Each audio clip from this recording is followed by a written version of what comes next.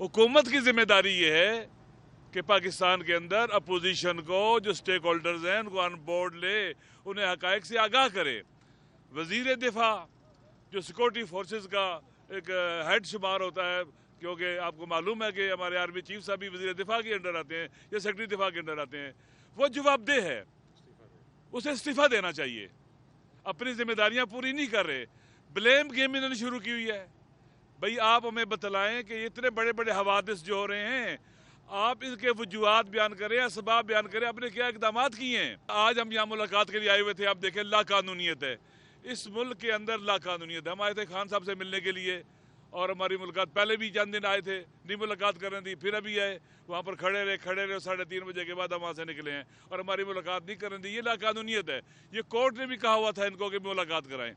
इसी तरह से देखें, पाकिस्तान के मसाइल का हल, पॉपुलर पॉलिटिकल लीडरशिप जिस पर अवाम एतमाद करते हैं, पाकिस्तान उनको आज़ाद किया जाए और उनके साथ बैठा जाए और पाकिस्तान को इस बहरान से निकालने के लिए प्लानिंग की जाए।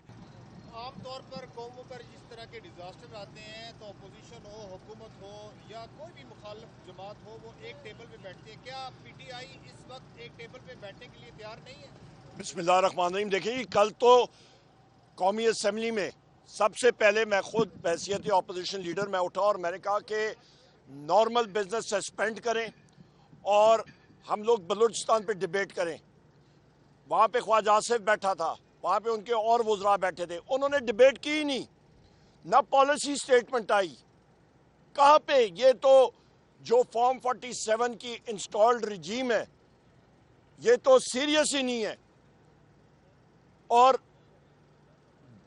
वहाँ पे हंसी मजाक ये लोग कर रहे थे कौमी असम्बली के अंदर। ज़रा वो जिस वक्त मैं बात कर रहा था बलूचिस्तान के ऊपर, तो प्रिजाइडिंग ऑफिसर जो चेयरमैन थे कादिर पटेल साहब, उन्होंने जब मैंने पॉइंट आउट किया जी इनकी हंसी बंद कराएं, संजीदा टॉपिक पे हम लोग बात कर रहे हैं, ज़रा वहाँ पे उनका देखें।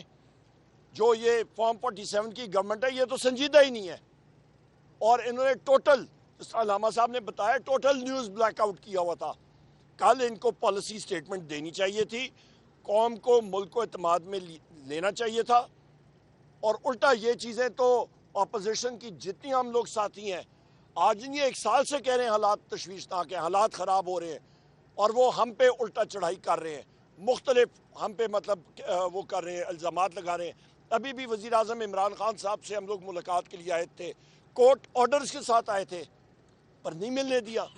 वाहिद शख्सियत है जो पाकिस्तान को इस वक्त इकट्ठा करके तो आगे चला सकते हैं, वो है वज़ीर आज़म इमरान खान साहब।